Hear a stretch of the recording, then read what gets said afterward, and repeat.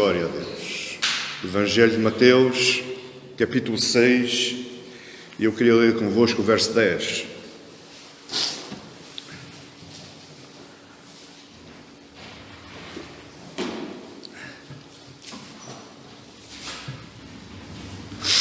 Evangelho de Mateus, capítulo 6, verso 10, diz assim: Venha o teu reino, faça-se a tua vontade, assim na terra como no céu. Venha o teu reino, faça-se a tua vontade, assim na terra como no céu. Este é mais um trecho, mais uma fatia da oração que o Senhor Jesus nos ensinou. A oração do Pai Nosso. Nas mensagens anteriores nós vemos que Deus é Pai, e Deus é Pai, não é um Pai qualquer, é um Pai amoroso, é um Pai grande, e é um Pai que é Deus. Mas também é um Deus que não é um Deus qualquer, é um Deus que está nos céus. É o Deus dos céus, o Criador de todas as coisas. Aquele que por sua vontade e livre espontaneidade, Ele criou tudo o que há no firmamento, na terra, em cima da terra, abaixo da terra. E Ele nos gerou a nós, nele, antes do princípio de todas as coisas, e nos deu o seu Espírito e nos fez almas viventes. Esse é o nosso Pai, o Pai Nosso. No hebraico, a palavra Pai, ou do aramaico, perdão, que Jesus estava falando em aramaico, a palavra Pai quer dizer Abba. Abba quer dizer Pai querido, Paizinho. Amém? É uma intimidade que nós temos profunda com Deus. E Deus se disponibiliza. Ele se disponibiliza que nós éramos seus inimigos, nós estávamos afastados dele por causa da nossa natureza pecaminosa, e Ele nos revela agora, através das palavras do seu Filho, que Ele é um Paizinho querido. Nós temos um Pai. Podemos nos sentir sós na face da terra, podemos nos sentir sós neste mundo, mas eu quero te lembrar hoje, tu tens um Pai, e um Pai querido, e um Pai que é Deus, o Deus dos céus. E agora estou perante a segunda petição. Esta oração tem 6 petições. Tem as 3 primeiras e tem as 3 últimas. E a primeira petição nós vimos no outro sermão, que nós estamos pedindo que o nome de Deus seja santificado. O nome de Deus seja glorificado. E esta agora é a segunda petição. Para a primeira petição, santificado seja o teu nome, e agora venha o teu reino. Venha o teu reino. Eu não queria começar este sermão no primeiro dia de 2019, sendo assim um bocado duro. Mas às vezes a compreensão das pessoas me leva a ficar um pouco perplexo. E perplexo porque eu também já pensei assim. Mas hoje as pessoas, com o passar do tempo, elas continuam percebendo as coisas da mesma maneira, da mesma forma, e não querem mudar, não estão abertos a mudanças. A Bíblia nos diz que Deus vai revelando os seus mistérios dia a dia. Aquilo que nós sabíamos ontem, amanhã já não é assim, porque Ele nos vai revelando mediante a nossa intimidade com Ele. E venha o teu reino não quer dizer que Jesus estava enfatizando um reino especial na terra. Não quer dizer que Jesus estava dizendo que Deus ia instituir um reino na terra do qual nós fazemos parte e tudo o resto está de fora. Imagina um castelo grande, com grandes portões, o povo está lá dentro, fecha-se os portões e o que está de fora está de fora. Não pertence àquele lugar. Você tem que entender isto. Jesus Cristo não está enfatizando o estabelecimento de um reino terreno. Um dia Ele vai estabelecer um reino terreno.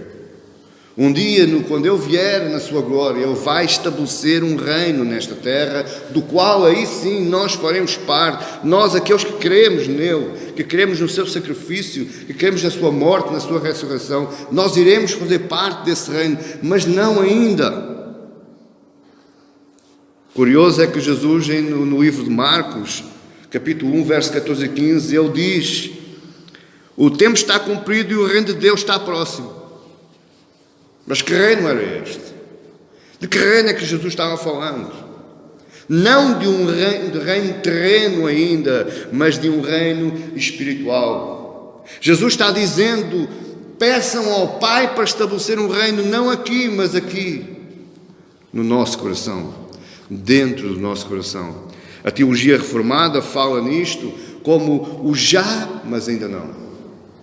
Já somos salvos, mas ainda não. O reino de Deus já veio, mas ainda não. E existe uma expectativa, uma tensão que todo o cristão tem que sentir, que é a expectativa da esperança da conclusão. Cristo já veio, mas ainda não. Cristo já nos salvou, mas ainda não. Cristo já nos livrou da morte, mas ainda não. E por aí adiante, por aí adiante, por aí adiante. Você pode me perguntar assim: pastor, e como é que este reino me chega? Como é que eu posso usufruir deste reino? Como é que eu posso fazer parte, não desse reino terreno, mas do reino espiritual? Através do relacionamento salvador de Jesus. Olhe para mim, presta atenção. Através do relacionamento salvador de Jesus. A primeira mensagem que Cristo pregou, e eu já frisei, está lá no Evangelho de Marcos, capítulo 1, verso 14, diz: e depois que João foi entregue à prisão, veio Jesus para a Galileia, pregando o Evangelho do Reino de Deus, pregando o Evangelho do Reino de Deus, e dizendo: o tempo está cumprido e o Reino de Deus está próximo. Arrependei-vos. Olha o que eu estou dizendo: arrependei-vos e crede no Evangelho. Esta é a fórmula, este é o meio, este é o caminho que Cristo nos disponibilizou para fazermos parte deste reino espiritual, e um dia iremos fazer parte do reino terreno, do reino celestial. Venha o teu reino. Pai, venha o teu reino a mim. Envia-me o teu reino. O que é que eu estou dizendo? Eu estou dizendo que haja arrependimento em toda a terra. E não só em toda a terra, a começar por mim. Que o arrependimento seja geral. Um arrependimento sincero, não fingido. Um arrependimento só para fazer número, ou para fazer parte de uma igreja ou de uma instituição, ou seja lá do que for. Não, um arrependimento sincero, e que esse arrependimento comece em mim primeiro.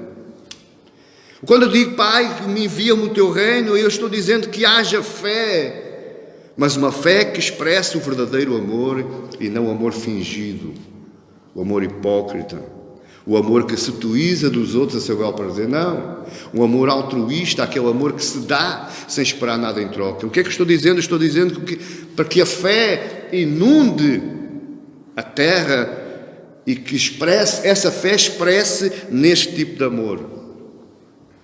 Paulo nos vai falar nisso lá em Gálatas 5:6, e ele nos explica claramente: porque em Jesus Cristo nem a circuncisão nem a incircuncisão tem valor algum, mas sim a fé que opera o amor. O que é que Paulo está aqui dizendo? Meu amado irmão, seja lá qual for a religião que você ande, seja lá qual for o tamanho da igreja ou da religião que você frequente, nada disso importa se não houver amor. Nada disso importa se não houver uma fé verdadeira que expressa amor. E essa fé verdadeira que expressa amor, ela primeiro começa no meu arrependimento. Quando eu me arrependo, eu dou largas, eu abro espaço, eu abro caminho a que a fé em Jesus, essa fé, ela inunda o meu coração. Onde antes havia trevas, agora há amor. Até aqui você está entendendo? Isto é aquilo que este verso está-me falando. Venha o teu reino. Que tipo de sentimentos é que Cristo nos quer causar nesta oração do Pai Nosso? E eu já comecei, você lembra-se lá atrás, eu comecei dizendo que esta oração é mal compreendida e ela é mal preferida. Esta oração não é uma oração religiosa, nem uma oração cerimonial, nem uma oração litúrgica. Ela é muito mais do que isso. Ela expressa toda a minha vida, de mim para Cristo e de Cristo para mim.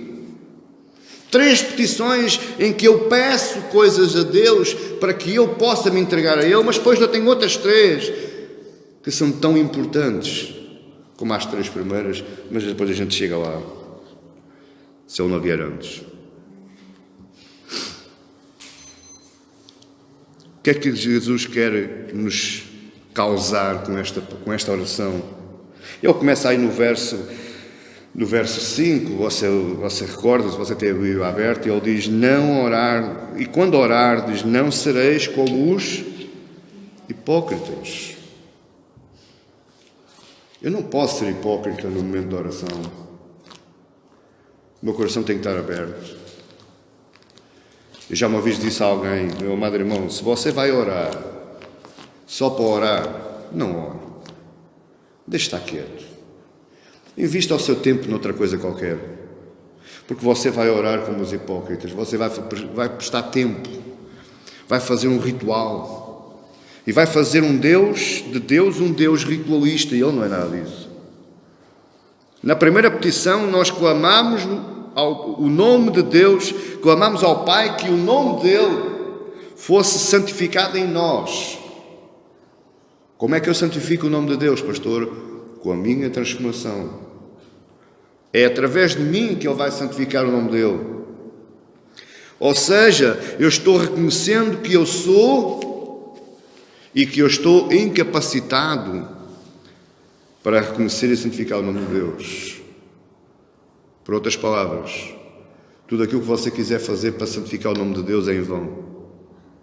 Tudo aquilo que você quiser, a sua força, o seu mérito, o seu esforço, é tudo em vão. Porque é Ele mesmo que santifica o seu próprio nome em mim, através da minha transformação, da minha regeneração, da minha santificação. Eu estou dizendo para que o nome dele seja santificado, porque eu preciso que ele cause em mim o desejo de o glorificar. Eu preciso que seja ele a causar em mim o desejo de ele glorificar, de ele santificar. Porque se não for ele a causar esse desejo em mim, eu nunca o vou glorificar. Porque quem não está em santificação, quem não se arrepende verdadeiramente, está morto para os seus pecados e para as suas ofensas. Está morto para este mundo, para as paixões carnais, para as paixões da alma, para os desejos da alma. E quando há o desejo da alma, quando o desejo da alma é mais forte, o desejo de Deus fica em segundo plano. Se não for Ele a causar em mim, nunca o nome dele vai ser glorificado. E nesta segunda petição, venha o teu reino, eu estou dizendo, Deus, destrói em mim, no meu coração, todos os restos que há, os resíduos do reino de Satanás. Estava falando e vou ler o que é que Paulo diz lá em Efésios 2, 1 a 3.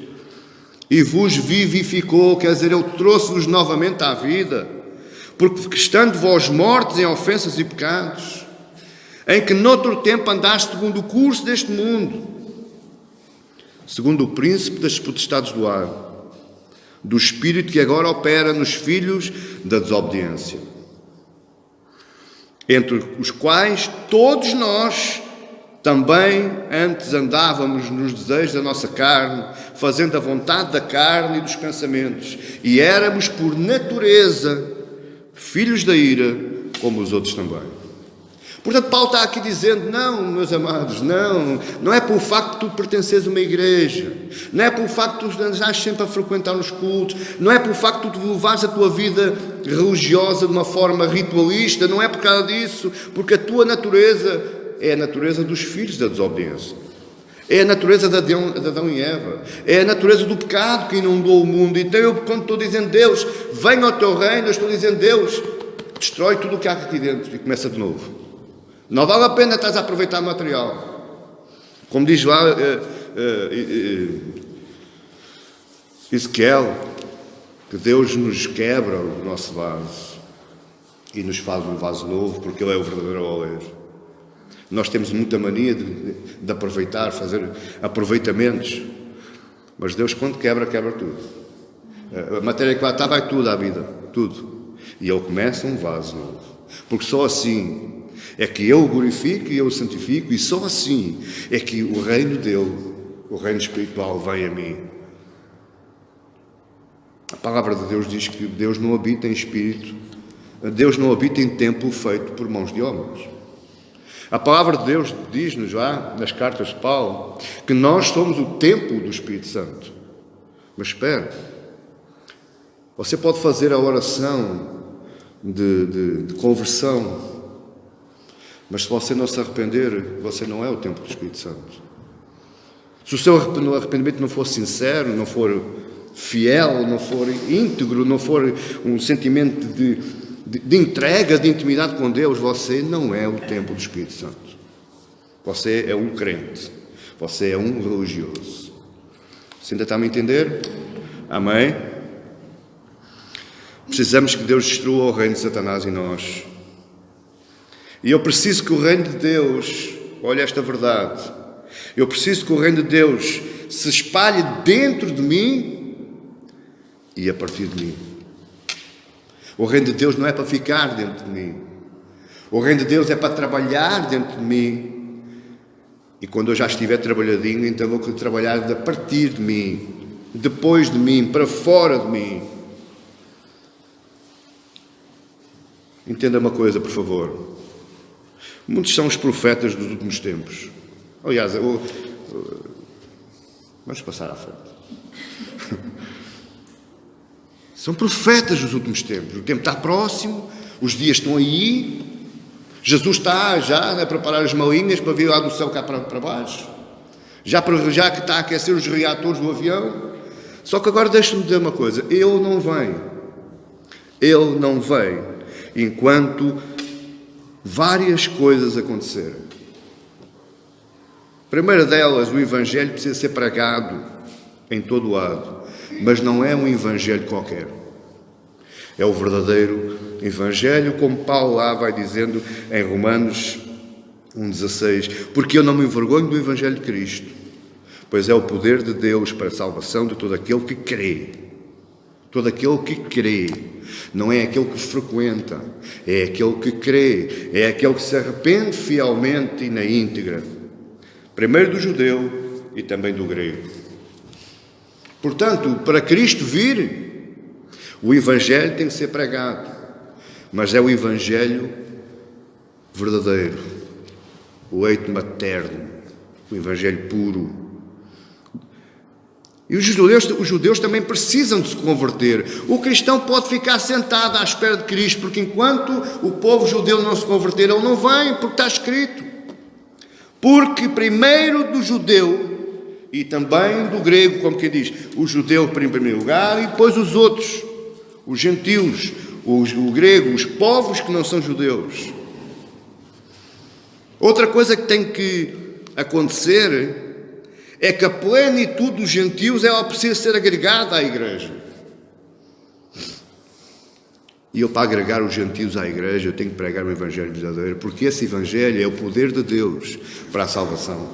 Não é o meu Evangelho, não é as palavras do pastor João, não. É o verdadeiro Evangelho. Por isso é que eu digo que quando eu entro numa igreja em que o pastor abre a Bíblia e lê o texto e os irmãos, aqueles que têm a Bíblia, leem o texto, mas quando o pastor... Amém? Amém. Com certeza que essa igreja não está recebendo o Evangelho verdadeiro. Porque quando a igreja está recebendo o Evangelho verdadeiro, você tem curiosidade de saber mais. E você não vai fechar a Bíblia. Você quer ver até onde o pregador vai. Você até quer ver se o pregador está falando a sério ou não. Como é que você pode avaliar se o pregador está falando a sério se você tem a sua Bíblia fechada? Eu posso estar aqui a falar uma carrada de baboseiras e você não sabe. Você come da mesma forma que comeria o Evangelho verdadeiro. Por isso é que Jesus nos ensina a orar de uma forma, não uma forma ritualista, porque é a oração que Jesus ensinou. Não, não é essa forma. O que Jesus nos ensina é a orar de forma a olharmos para fora de nós e não para nós.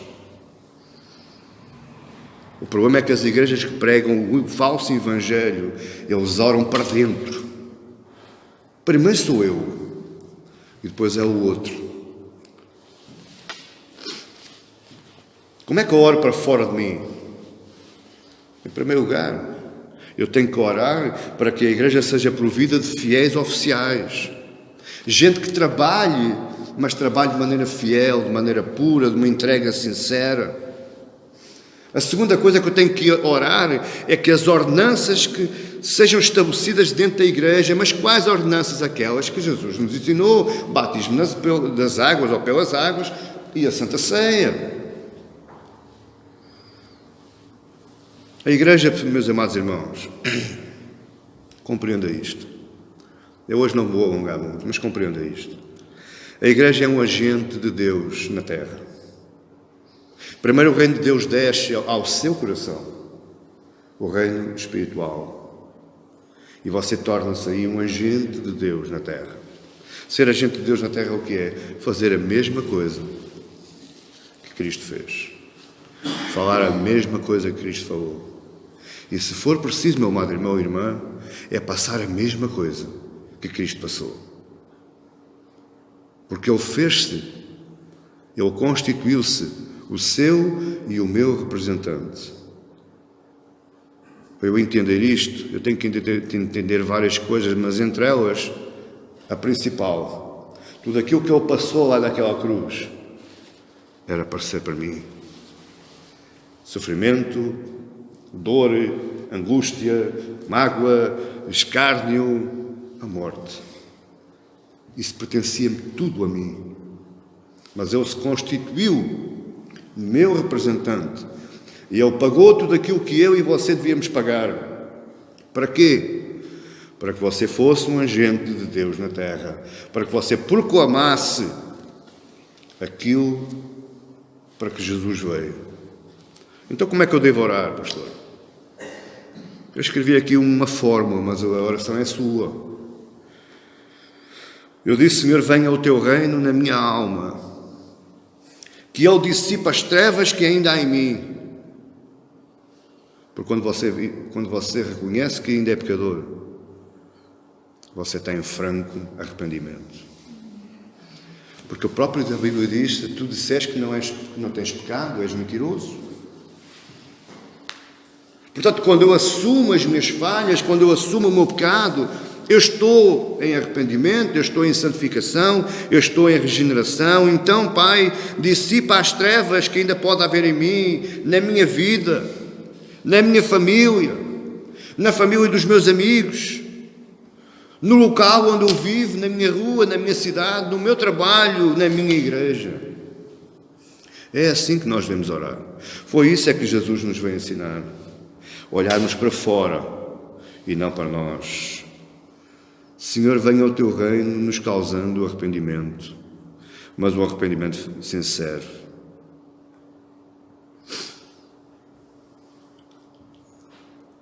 Para quem diz que não, eu vou dizer que sim. O Espírito de Deus precisa do trabalho da igreja. Pastor, eu pensava que era eu que precisava do Espírito. Não. O Espírito de Deus depende, precisa, necessita de homens e mulheres corajosos, audazes, fiéis, determinados para fazerem a obra que Cristo começou há 2000 e poucos anos atrás. E quero que você entenda hoje: pare de pedir o fim, pare de clamar pelo fim. Deixe estar, quando o fim vier, Ele vem. Não é pelo seu muito clamor, não é pelo seu muito pedido, Ele vem. Pare. Porque para vir o fim, o reino de Deus tem que ser pregado. Para vir o fim, o Evangelho tem que ser pregado. Para vir o fim, alguém tem que dizer ou sim ou não. Porque enquanto houver dúvidas no coração das pessoas, enquanto não houver uma rejeição ou uma aceitação, Ele não vem. Amém? Ele não vem. Então, para a primeira petição, nós vimos que nós clamamos que o Senhor seja soberano na minha vida, para que Ele seja santificado, glorificado na minha vida. Na segunda petição, nós vemos agora e clamamos que o Senhor não fica só em mim, ou apenas só em mim, mas que eu seja transformado num agente do seu reino. Olha o que eu estou dizendo, meu amado irmão. Existem muitos pregadores que não querem isto que eu estou dizendo, porque eles querem o poder na mão deles. O agente sou eu, o pregador sou eu. Eu é que estudei o sermão, eu é que estudei a lição, eu é que fui estudar, eu é que fui me instruir. Deus fala comigo, é comigo que Deus fala. Como há muitas que dizem, o cajado está da minha mão. Olha, eu vou lhe dizer uma coisa, com muita sinceridade, o cajado tanto está na minha mão como está na sua mão. Porque quando Moisés estava clamando e estava chorando de joelhos, Deus chegou a Moisés e disse: Moisés, que é isso? Estás clamando para quê? Diz ao povo que marche, ergue o teu cajado e diz ao povo que marche. Deus não disse só: Moisés, marcha tu, depois o povo vai atrás. Não, diz ao povo que marche. Portanto, você é um agente do reino de Deus exatamente igual a mim. Não existe diferença. A única diferença é que eu estou falando e você está escutando. Mas na hora que você for falar, eu não estou lá, você está falando e alguém está escutando. Você está a entender o que estou dizendo? Portanto, esta segunda petição, o que Jesus me está a ensinar, venha o teu reino, vem, Senhor, e me faz agente do teu reino. Ensina-me a ser agente do teu reino. Nesta oração, Jesus nos ensina a clamar pela sua vinda em glória. Mas eu tenho que ter consciência que para Ele vir em glória, o trabalho da igreja tem que ser feito. O povo tem que ser evangelizado. O evangelho tem que ser pregado. Nós precisamos de clamar por isso. A igreja precisa de clamar por isso. A noiva precisa de desejar o retorno do noivo. Você sabe como é que era? Ainda tenho 10 minutos. Sabe como é que era a relação do noivo com a noiva lá no Oriente Antigo? O noivo escolhia a noiva. Escolhia a mulher que queria para a sua esposa. E colocava na casa dos seus pais, dos pais da noiva. Mas não a abandonava. A noiva estava lá, chegava a estar lá 1 ano. Mas de tempos a tempos, o noivo aparecia para lhe levar presentes, para levar o enxoval. E qual era o papel da noiva nesse processo? Era preparar-se para o dia do casamento. Preparar-se, portanto, nela própria, preparar-se em aprender as coisas do lar, da casa, preparar-se em se aconselhar com as outras mulheres mais velhas, como se tratava os filhos, essas coisas todas que as mulheres deviam saber. Algumas não sabem, mas elas deviam todas saber isso. E quando o noivo achava que a hora estava chegada, ele marcava a data do casamento. E então aí sim, a noiva saía de casa do seu pai e ia para a casa do seu esposo. Você está entendendo? É assim que a igreja tem que se portar. O noivo está vindo, esporadicamente, diariamente, e está trazendo presentes. Eu hoje estou trazendo um presente do noivo. Para quê? Para que a noiva se prepare, para que a noiva aprenda. Deixe-me ler o Salmo 16 para si. Guarda-me, ó Deus, porque em ti confio. A minha alma disse ao Senhor: Tu és o meu Senhor. A minha bondade não chega à tua presença. Mas aos santos que estão na terra e aos ilustres em quem está todo o meu prazer, as dores se multiplicarão àqueles que fazem ofrendas a outro Deus. Eu não oferecerei as tuas libações de sangue, nem tomarei os teus nomes dos meus lábios. O Senhor é a porção da minha herança e do meu cálice. Tu sustentas a minha sorte. As linhas caem-me em lugares deliciosos. Sim, coube-me uma formosa herança. Louvarei ao Senhor que me aconselhou, e até os meus rins me ensinam de noite. Tenho posto o Senhor continuamente diante de mim.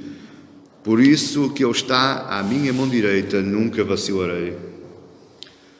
Portanto, está alegre o meu coração e se regozija a minha glória.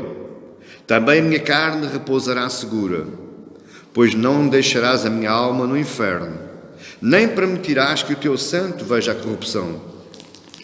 Far-me-ás ver a vereda da vida. Na tua presença há fartura de alegrias. À tua mão direita há delícias perpetuamente. Tudo isto que eu falei aqui hoje, o salmista expôs em 11 versículos. Nós precisamos nos preparar.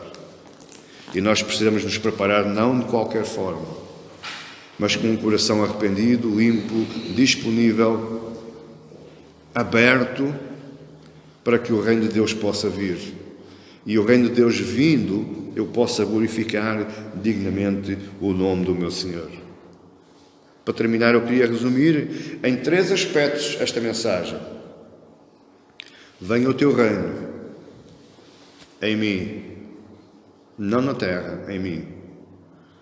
Venha o teu reino através de mim, para os outros, para o meu próximo, para aqueles que vivem perto de mim, para os meus amigos, para os meus colegas, para a minha família. Mas, acima de tudo, venha o teu reino em glória um dia, porque eu estou esperando, eu estou desejando, eu estou ansiando. Amém? Esta é a mensagem de Deus neste primeiro dia do ano. Eu tenho a certeza que esta mensagem vai mexer connosco. Grandes coisas vão acontecer ao longo do ano, quando nós nos lembrarmos da oração que Jesus nos ensinou e do que é que ela representa para nós e perante toda a gente, todo o mundo que está à nossa volta. Não seja ritualista, não seja cerimonialista, mas leve as coisas em verdade, em fidelidade e não de qualquer jeito, não de qualquer forma. Não aceite o Evangelho deturpado, não aceite o Evangelho às fatias. Queira o Evangelho na sua íntegra. Não se envergonhe do Evangelho, mas seja um agente do Evangelho de Cristo. Amém, igreja? Queria convidar todo o povo para ficar de pé. Vamos orar.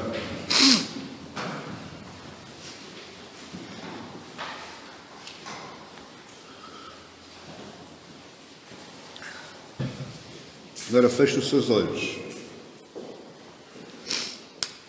Muitas vezes eu digo que a minha oração para aceitar Cristo eu faço-a praticamente todos os dias.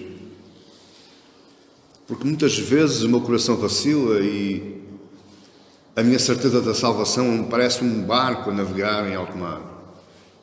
E por isso eu necessito fazer esta oração todos os dias. Eu preciso de me firmar nesta fé, eu preciso de me firmar nesta convicção. E posso dizer que já lá vai por 31 anos, perto disso, que eu aceito Cristo todos os dias. Eu faço esta oração todos os dias. E eu queria convidar toda a igreja hoje.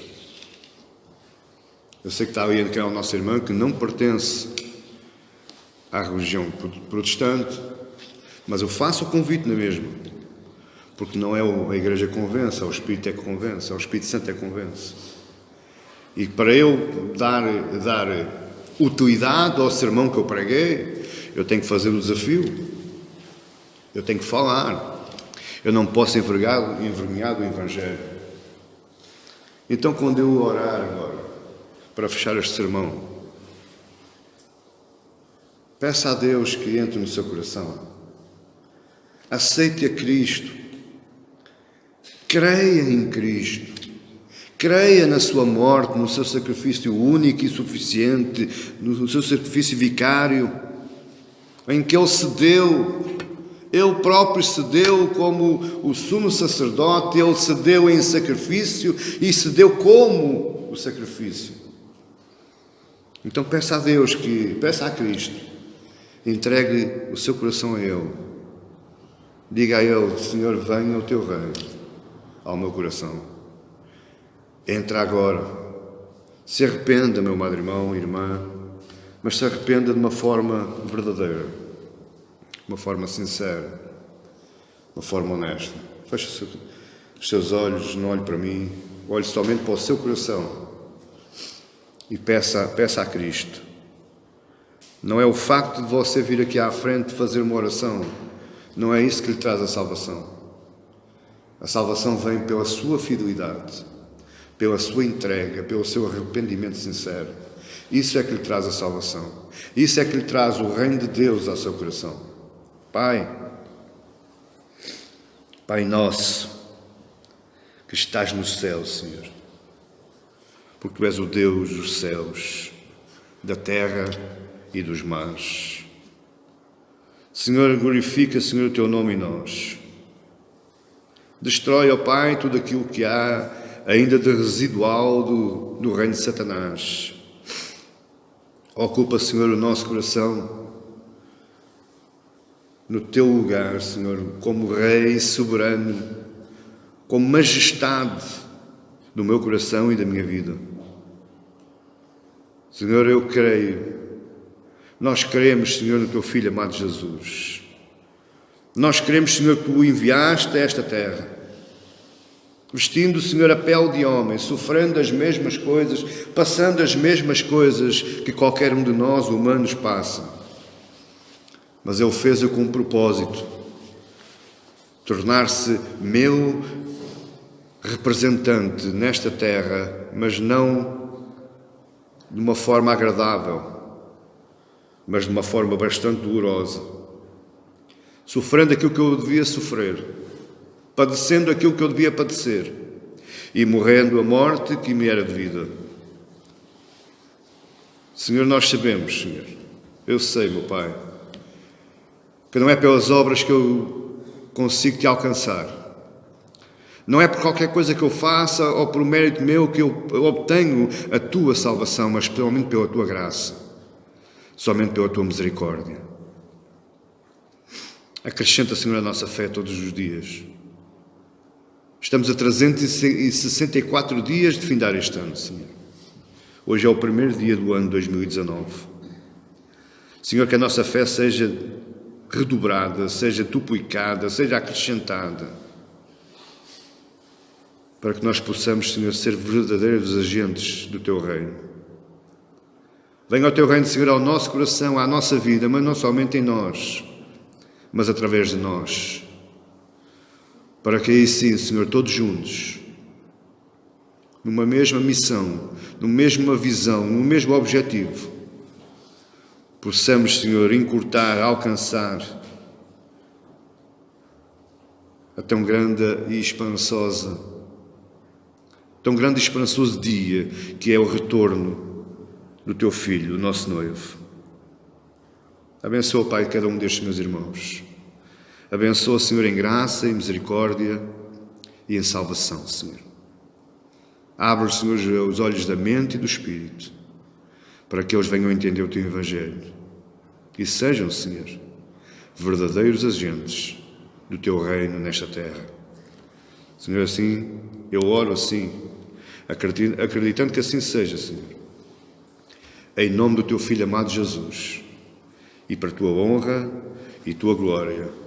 E todo o povo diz comigo amém e glória a Deus.